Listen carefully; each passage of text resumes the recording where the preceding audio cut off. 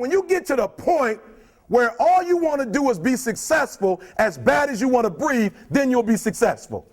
And I'm here to tell you, number one, that most of you say you want to be successful, but you don't want it bad. You just kind of want it. You don't want it badder than you want to party. You don't want it as much as you want to be cool. Most of you don't want success as much as you want to sleep.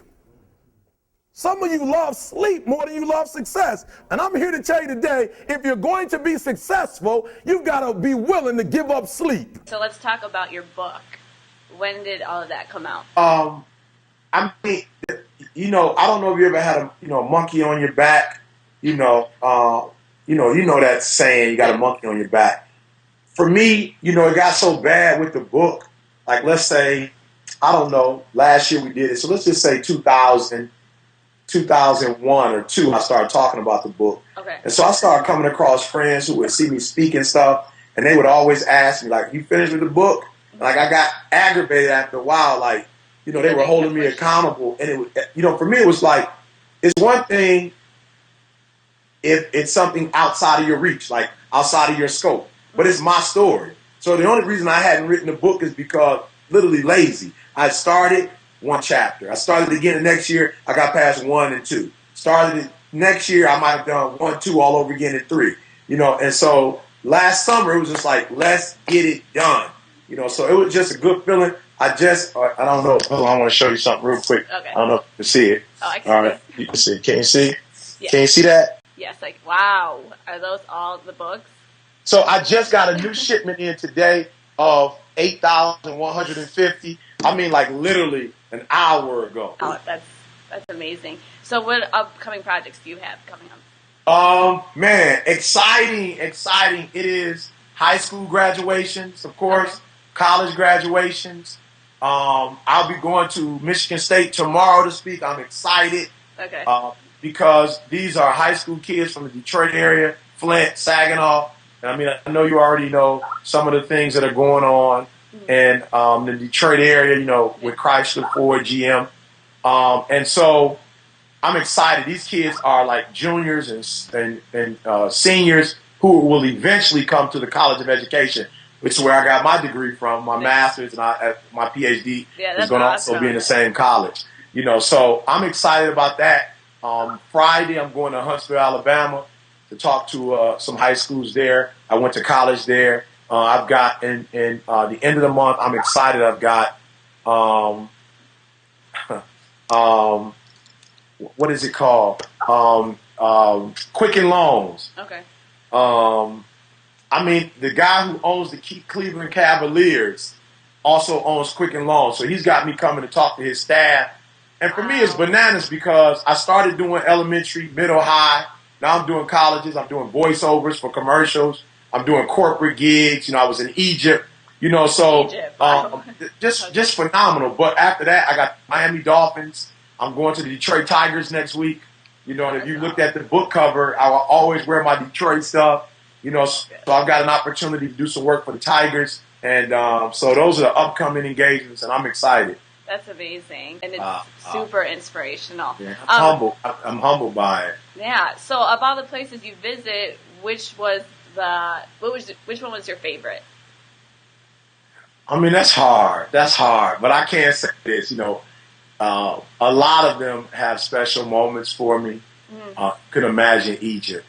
I'm from Detroit. Egypt was unbelievable, and I think Egypt was unbelievable because it was a different culture. Okay.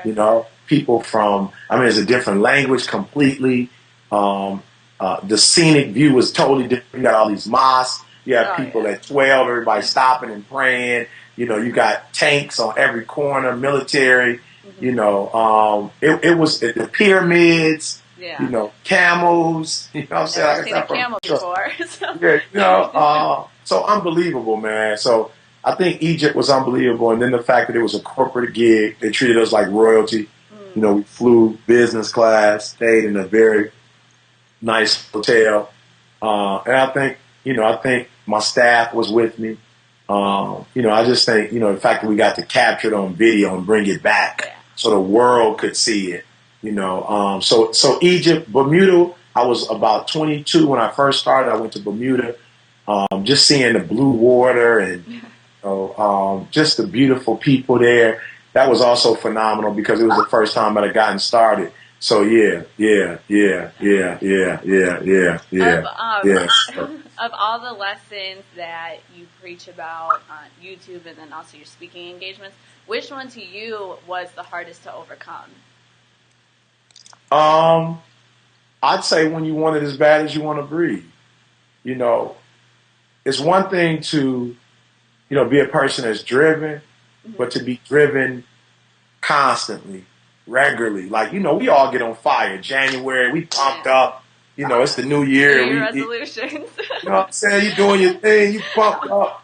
But yeah, man. The thing that I love about you got to want it as bad as you want to breathe is that it does not allow you to be content.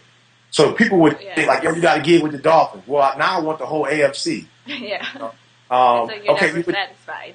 Yeah, you with the Tigers. Okay, now I want the whole American, division. I'm not satisfied with the one. So the impossible, the one as bad as you want to breathe, that one for me is like, it's golden. And it changed my life. It changed the course of my life. But it's so true. I've never heard that before until I saw that video. Because when I was watching, I'm like, I wonder what he's going to say for the first thing to success. Never did I think you were going to say you need to want it as bad as you want to breathe, and it's so true. Yeah. But okay, so other than God, who and what are some of your inspirations? Mother Teresa is like a huge inspiration. I just think about how she just dedicated her whole life to her work. Gandhi is another inspiration. And I'll be honest with you, people like yourself, the people who are trying to do it, get to another level. Every tweet I get, every Facebook comment, every email I get, every phone call, every interview, it's like, this can't be happening. Like, man, I've been doing this my whole life, and to finally get to a point where, I'm in the airport and people recognize who I am. I'm in the grocery store, and people are like, yo, can you give me some inspiration? Like, can you give me a motivational speech? I'm like, we grocery shopping. They're like, I know, but just give me 30 seconds. Just walk with me down the aisle. Right.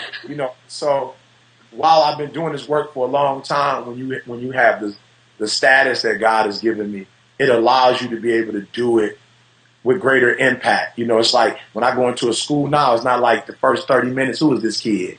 What does he got? He can't relate to me because they watch me on TGIM in the class as a school. When I come in, it's like, yo, that's E.T. So I can get right to it. And it's like, you think about a LeBron James, you think about a Kobe Bryant. Think if they were doing motivational speaking. And that's my biggest thing. People say, why do you want to be? I want to be the next Oprah, just Filipino, and that's my thing. And it's like, I just feel like there's so many celebrities that these people put on a pedestal, and they have this power, and they don't take advantage of it. Even if, I don't know, so if a LeBron James or a Kim Kardashian said, finish school, I bet you the high school graduation rate would just skyrocket. Oh, absolutely, absolutely. So, like for me, I want that celebrity so that, like a Mother Teresa, like a Gandhi, so that I can use it to impact change and not necessarily buy a whole bunch of stuff. Yeah. And that's what's crazy, because I can see that that's what God's plan was for you, and absolutely. I feel like that's what his plan was for me. I feel like a lot of things that have happened in my life, it's just kind of, people are like, how did that even happen? And I always say, I can't really tell you. I just know God's plan for me is just to be that person that people can look up to for that motivation, and that's why it's so inspirational. Yeah, it is. And when we've gone through it, it just makes it so personable, and you can connect with people in ways other people can't because, of what we've been through and just how God has opened up doors. Like, really, this ride is amazing. Yeah. So 5 years from now, where do you want to be?